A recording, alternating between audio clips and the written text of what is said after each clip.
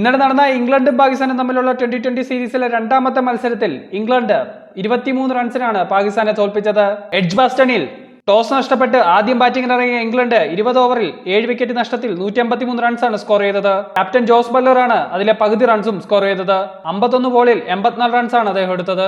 അദ്ദേഹത്തിന് കൂട്ടായിട്ട് will jacks 23 പന്തിൽ 37ഉം ബെസ്റ്റോ 18 പന്തിൽ 21 റൺസ് എടുത്തു. കൊൽക്കത്ത നൈറ്റ് റൈഡേഴ്സിന് വേണ്ടി IPL തകർപ്പൻ ഫോമിൽ കളിച്ച സാൾട്ട് 9 പന്തിൽ 13 റൺസ് എടുക്കാനേ സാധിച്ചുള്ളൂ. പാകിസ്ഥാന്റെ ബോളിംഗിൽ ഷഹീൻ അഫ്രീദി 3 വിക്കറ്റ് എടുത്തപ്പോൾ ഇമാദ് വസീമും ഹാരിസ് റൌഫത്തും 2 വിക്കറ്റുകൾ വീതം വീഴ്ത്തി.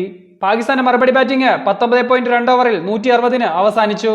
21 പന്തിൽ 45 റൺസ് എടുത്ത ഫക്കർ സമ്മാനാണ് ടോപ്പ് സ്കോറർ. ഫക്കർ സമ്മാന് പിന്തുണയുമായി 26 പന്തിൽ 32 റൺസ് എടുത്ത് ബബർ അസമും കരുത്ത് കാട്ടി. ഇഫ്തിഖർ അഹമ്മദും ഇമാദ് വസീമും അവസാന ഓവറുകളിൽ പൊരുതി നോക്കിയെങ്കിലും വിജയം കൈയടക്കാൻ അത് പോരായിരുന്നു. ഇംഗ്ലണ്ടിന്റെ ബോളിംഗിലോട്ട് വന്ന മോയിൻ അലി 2 വിക്കറ്റും റീസ് ടോപ്ലി 3 വിക്കറ്റും എടുത്തു. ഇംഗ്ലണ്ടിന്റെ ബോളിംഗിൽ എടുത്തു പറയേണ്ടത് ജോഫ്ര ആർച്ചറിന്റെ പെർഫോമൻസ് ആണ്. ഒരു ഇടവേളയ്ക്ക് ശേഷമാണ് ജോഫ്ര ആർച്ചർ ഇന്റർനാഷണൽ 2020 കളിക്കുന്നത്. ഇന്നലെ 4 ഓവറിൽ 28 റൺസ് വഴങ്ങി 2 വിക്കറ്റാണ് അദ്ദേഹം വീഴ്ത്തിയത്. ഈ വിജയത്തോടുകൂടി 4 2020 സീരീസുള്ള പരമ്പരയിൽ ഇംഗ്ലണ്ട് 1-0 മുന്നിലെത്തി.